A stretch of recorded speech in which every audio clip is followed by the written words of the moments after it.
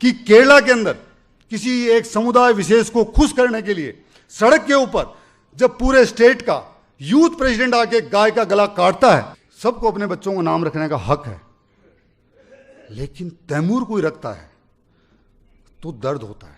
और हर बार हिंदुस्तान के अंदर जब जब किले टूटे हैं, दरवाजा अंदर से खोला गया है। जयचंद अंदर थे, मिर्जाफर अंदर थे। आप एक आतंकवादी को कहते हैं कि बूला भटका एक पूर हेडमास्टर सन, ऐसे नहीं कहा जाता है।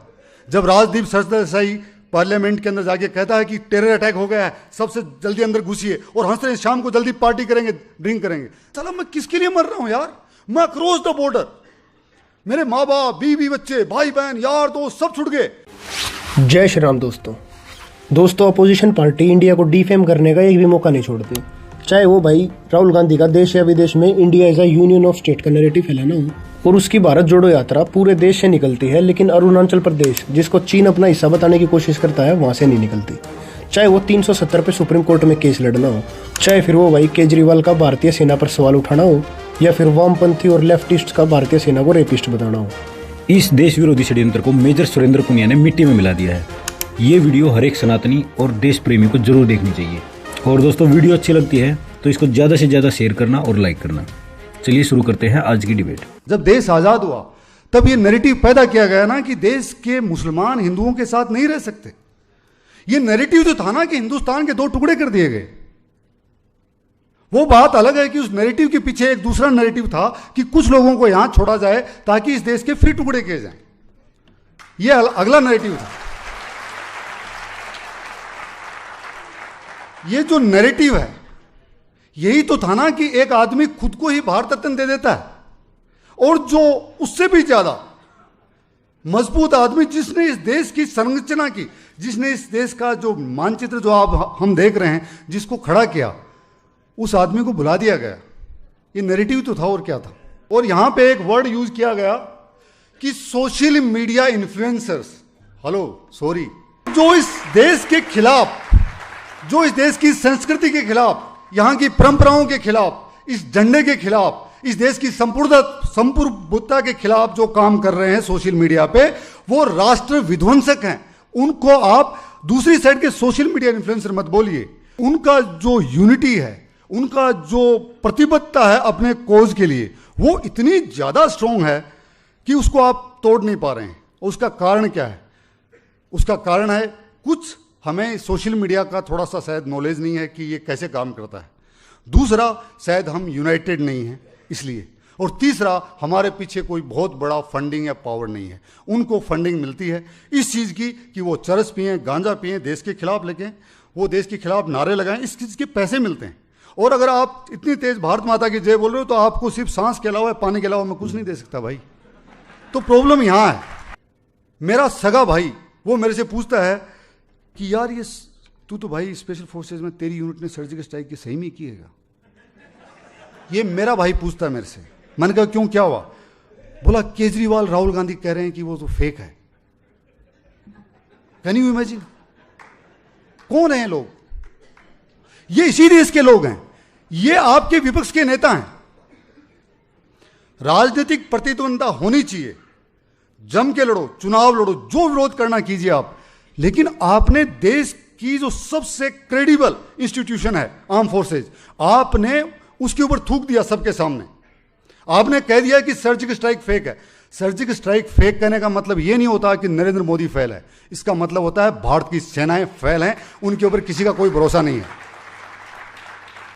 कि केरला के अंदर किसी एक समुदाय विशेष को खुश करने के लिए सड़क के ऊपर जब पूरे स्टेट का यूथ प्रेसिडेंट आके गाय का गला काटता है, तो पहले यह कहा जाता है कि वो पार्टी का नहीं है, और जब प्रूव हो जाता है कि वो पार्टी का है तो ये उसका व्यक्तिगत मामला है।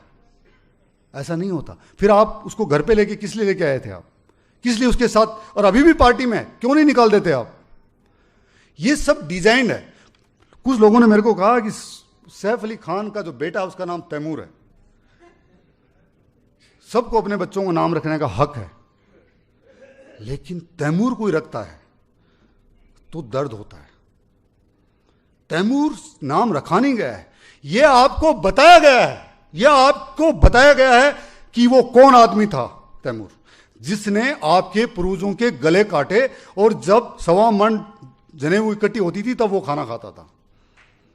जब कोई औरंगजेब की कब्र पे जाके बोलता है कि वो अलामा है, वो हमारे इस्लाम के वो हैं, इस देश का अगर नागरिक बोलता है तो वो सिर्फ औरंगजेब के लिए नहीं बोल रहा है, वो हमारे गांवों को चीर के उसमें नमक मिर्ची ठूंस रहा है। और अगर हम चुप बैठे हैं तो ये दोष हमारा है, उनका नहीं है।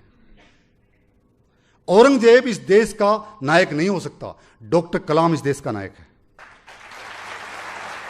अब्दुल हमीद इस देश का नायक है। नैरेटिव देखिए आप, नैरेटिव देखिए किसी भी पॉलिटिकल पार्टी का, किसी भी मुस्लिम नेता ने आज तक डॉक्टर कलाम की जब वो डेथ हुई उनकी बरसी पे नहीं गए। जो हमीद साहब हैं जिनको परमवीर चक्र मिला, उनके लिए एक ट्वीट नहीं करते। मैं असउद्दीन ओवैसी का पूरा सब कुछ निकाल लीजिए आप, एक ट्वीट नहीं मिलेगा। क्यों? क्योंकि कलाम के हाथ में गीता रहती थी और तकलीफ वहां पे है। तो नैरेटिव चेंज हो रहा है। कलाम हिंदुस्तान को, भारतीय संस्कृति को, पुरातन सभ्यता, संस्कृति, सनातन धर्म को बिलोंग करता है, और ओवैसी उन लुटेरे आक्रमणकारियों को बिलोंग करता है। उनका नैरेटिव वो है कि इसको गजवाए हिंद कायम करेंगे हम, इस देश के ऊपर वो राज करेगा, इस्लाम का राज होगा। हम कह रहे हैं कि सब रहिए, सबका हक है, और वो कह रहे हैं कि हम छीन के लेंगे आज़ादी। ये एक नैरेटिव है, इस नैरेटिव को आपको तोड़ना पड़ेगा। आपको पता है कि नैरेटिव क्या किया जाता है, क्या होता है इसमें? जब कोविड हुआ तो बरका दत्त ने जितने भी शमशान घाट लैपटॉप लेके पहुंच गई वहां पे, और लोगों के माँ बाप, भाई बहन जिनकी चिताएं जल रही थी, उनका live show Washington post, New York times पे चल रहा है। पैमाने सबके लिए एक होने चाहिए। सबके पिता, सबके माँ, चाहे हमारा दुश्मन भी क्यों हो, नहीं हो, उनके लिए उतने प्रिय हैं, और हमारे लिए दिल में उनके लिए रिस्पेक्ट है। जब बरका दत्त जी के पिताजी की डेथ हुई कोविड में, मैंने कहा कि भगवान उनकी आत्मा को शांति दे, लेकिन हमें उनका लाइव अंतिम संस्कार दिखा सकती हैं क्या आप? हमारे क्या सबके माँ बाप तो एक ही है ना, मुर्दे तो सब बराबर है ना। ये दो पैमाने कैसे तय कर दिया आपने? आप एक आतंकवादी को कहते हैं कि बूला भटका एक पूर हेडमास्टर सन, ऐसे नहीं कहा जाता है। जब राजदीप सरदेसाई पार्लियामेंट के अंदर जाके कहता है कि टेरर अटैक हो गया है, सबसे जल्दी अंदर घुसिए, और हंस रहे शाम को जल्दी पार्टी करेंगे, ड्रिंक करेंगे, दैट शोज कि तुम्हारे लिए क्या इंपॉर्टेंट है, कि हमें ये खबर दिखानी है।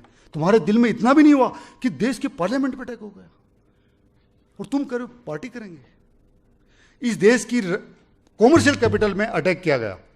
नैरेटिव देखिए आप, बॉम्बे में अटैक हुआ, टीवी के ऊपर लगातार रिपोर्ट हो रही है, उस रूम में ये हो रहा है, वहां पे ये हो रहा है, और पाकिस्तान में बैठे लोगों को मालूम चल रहा है क्या हो रहा है। कारगिल में भी यही इन्होंने किया था, और उसके बावजूद लास्ट में ऐसा नैरेटिव बनाया गया है कि ये अटैक से लोगों का ध्यान भटकाने के लिए मुंबई वापस सड़कों पे आ गई है। ये नैरेटिव क्यों नहीं बनाया कि हिंदुस्तान का हर आदमी आग में झुलस रहा है, बदला मांगता है, आज वहां हुआ है, कल यहां होगा, परसों वहां होगा, लेकिन नहीं, मुंबई वापस सड़कों पे आ गई। इतनी हिम्मत दिखाई इन लोगों ने, सब लोगों ने, कि उन्होंने भूल गए आतंकवाद को, वापस सड़कों पे चल रही है जिंदगी। ये नैरेटिव आपको वहां से फीड किया जाता है। पूरा लड़ाई सिर्फ नैरेटिव का है। जब सर्जिकल स्ट्राइक में जो सोल्जर गए, उनमें से मेरे एक जूनियर थे जिनको पैर में गोली लगी थी, सिर्फ एक आदमी को गोली लगी पूरे ऑपरेशन में। जब मैंने पहली बार बात की तो उसने मेरे को, नाम नहीं लेना चाहिए, उसने मेरे को बोला कि सर अभी तो मेरा मन ऐसा कर रहा है कि मेरे सामने ये 2 आदमी 3 आदमी आ जाएं तो मैं जो बची हुई है मैं उनके अंदर निकाल दूं। क्यों? क्योंकि दिल में दर्द होता है। वो बोल रहा है कि साला मैं किसके लिए मर रहा हूं यार, मैं अक्रॉस द बॉर्डर, मेरे माँ बाप, बीवी बच्चे, भाई बहन, यार दोस्त सब छूट गए, और 1 वे टिकट है। सर्जिकल स्ट्राइक ऐसा नहीं है कि यहां बाथरूम जाके आप आ रहे हो वापिस, ऐसा नहीं है। आप एक उस देश के पास, उसकी सीमा में घुस रहे हो जिसके पास परमाणु बम और बंदरों के हाथ में उतरा है, कभी भी गला खुद का काट लें, किसी का कान काट दें, वहां पे जाके आ रहे हो। जब आपने उनको इतना डिग्रेड कर दिया, उनको दिखा दिया आपने कि आपने फेक, आप कैपेबिलिटी नहीं आपने। दोस्तों, जब अयोध्या में राम मंदिर की जो पूजा हो रही थी, मूर्ति स्थापना रखी जा रही थी गर्भगृह में, मैं घर पे बैठा और मेरे पिताजी खेत में बूढ़े आदमी थे, तो वो भी आ गए कि आज देखते हैं कि भाई भगवान राम का, चलो फाइनली हमारे जीते जी कुछ तो बन रहा है। सब बैठे, तो मैं बीच बीच में मैं चैनल चेंज कर रहा, तो तो वो इतने दुखी हो गए, क्या देख रहा तू एनडीटीवी में, बार बार क्या देख रहा। तो मैंने एनडीटीवी लगाया, तो एनडीटीवी में आने वाली खरीफ की फसल में ये होने वाला है, किसानों को ये होने वाला है, पूरे देश में गर्भगृह दिखाया जा रहा है, और वहां पे रबी की फसल दिखाई जा रही है। थोड़ी देर बाद में मैंने वापस ऐसे चेंज कर रहा था, तो बोलता है कि 3 महीने बाद में जब बारिशें खत्म हो जाएंगी फिर डेंगू होगा, क्या क्या हो रहा है, फिर डेंगू की बात चल रही है। 1.5 घंटे बाद में देखा तो यूरोप के किसी म्यूजियम जो जू होता है उसमें भालू ने ये किया, चिंपांजी ने ये किया। आई सेड यार क्या सीन है, मतलब ये एक अलग नैरेटिव है। वो दिखाना ही नहीं चाहते उन चीजों को कि आप जाग जाएं। जिस दिन जाग गए ना, आप कान पकड़ के उनको नीचे बैठा देंगे, वो आपको जागने नहीं देना चाहते। प्रशांत भूषण ने बुरहान वानी पे बरखा दत्त ने एक नया नैरेटिव तैयार किया। प्रशांत भूषण ने सुप्रीम कोर्ट के अंदर एक अपील की कि बुरहान वानी को, एक शरीफ आदमी को भारतीय सेना ने मारा। पूरा देश कह रहा है कि बुरहान वानी आतंकवादी है, एक कह रही है कि गरीब हेडमास्टर का बच्चा है। मतलब नैरेटिव देखिए अलग चल रहा है। प्रशांत भूषण कहता है कि एक शरीफ आदमी को भारतीय सेना ने मार दिया घर में जाके। पाकिस्तान के अंदर प्रशांत भूषण की फोटो लगती है कि इस देश का one of the top lawyer, supreme court का सबसे बड़ा वकील, यह कह रहा है इसका मतलब सही में जानबूझ के मारा गया। और हमारी जो सोशल मीडिया है यह काउंटर ही नहीं कर पाई कि जो एक रेपिस्ट आदमी जो किसी के भी घर में घुस के किसी की मां बहन बेटी के साथ रेप करता था, जिसने 20 से 30 सिविलियन लोगों को मारा, सैनिकों को मारा। मैंने जब सुप्रीम कोर्ट के अंदर अपील की उसके खिलाफ, तो जज ने मेरे से पूछा कि मेरे साहब आपको क्या तकलीफ हो गई, कहां बुरहान वानी, कहां प्रशांत भूषण, कहां आप। मैंने कहा है तकलीफ है, हमारे भाई लोग लड़ रहे हैं उधर, हमें तकलीफ है। मैं प्रशांत भूषण से 2 चीज पूछ रहा हूं। ये कह रहे हैं कि बुरहान वानी को जानबूझ के मारा गया, उसके पास न वो आतंकवादी था न उसके पास हथियार था। ही सेड कि यस। मैंने कहा सर ये अखबार में इनका स्टेटमेंट है, मेरा सिर्फ इनसे एक सवाल है, इनको कैसे पता कि बुरहान वानी के पास हथियार नहीं था? क्या बुरहान वानी के साथ फोन में टच था? कौन लोग थे जो प्रशांत भूषण को 1 to 1 रात के टाइम 3 बजे खबर दे रहे थे कि बुरहान वानी के पास हथियार नहीं, सेना घुस गई, अब मार दिया उसको? इसका मतलब है कि बुरहान वानी के साथ जो लोग जुड़े हुए हैं वो प्रशांत भूषण के साथ जुड़े हुए हैं। बुरहान वानी के साथ कौन जुड़े हुए हैं? बुरहान वानी के साथ हर आदमी वो जुड़ा हुआ है जो इस देश को तोड़ना चाहता है, इस देश के सनातन धर्म को खत्म करना चाहता है। तो वही लोग प्रशांत भूषण के साथ जुड़े हुए हैं।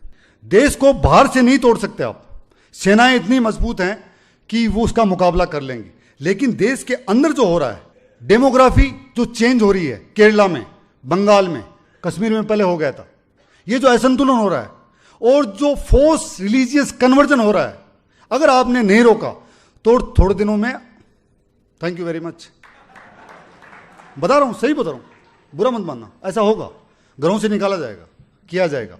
जिस दिन 35% पॉपुलेशन होगी उस दिन ये किया जाएगा। अगर देश रहेगा तब रहोगे ना आप। 65 कंट्रीज को बना दिया इन्होंने, 65 कंट्रीज को बना दिया है, आपके सामने बनाया है, और हर साल बनाते हैं, हर साल बनाते हैं। आपको तोड़ दिया, आप जाट हैं, आप कायस्थ हैं, आप राजपूत हैं, आप शर्मा हैं, आप बर्मा हैं, आप बिश्नोई हैं, आप अग्रवाल हैं, आप गुप्ता जी हैं, आप ये हैं। इन्होंने इनको बोला क्या? कभी बोला क्या इनको? नहीं बोला।